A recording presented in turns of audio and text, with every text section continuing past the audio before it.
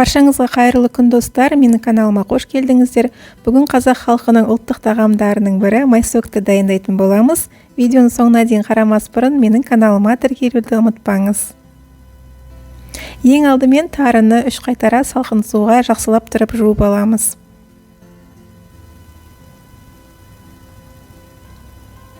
Судан соң шамамен жарты шай қасық тұз қосып, қайнап тұрған ыстық суды құямыз. Бетін жауып 15-20 минутке қойып қоямыз. Мінекей тары бойына барлық суды сіңіріп алды. Асты құрғақ. Енді тарыны матаға салып, яғни матаға жайып, жақсылап тұрып кептіріп аламыз.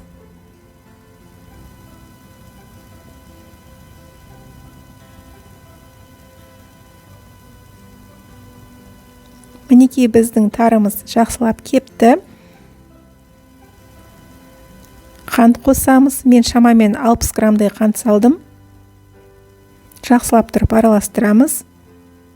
Содан соң бөлме температурасында еріген сары майды салып араластырамыз. Мен шамамен 120 грамдай май салдым.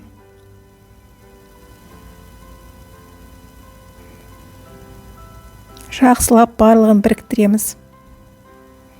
Міне біздің майсөк дайын. Енді пиалаға салып, формасын келтіреміз. Содан соң тарелкеге саламыз. Видеоны соңына дейін қараған болсаңыздар, лайк басып, комментарий жазуды ұмытпаңыздар. Және де менің каналыма тіркелуді ұмытпаңыздар. Сіздермен бірге болған мөлдір, сау болыңыздар.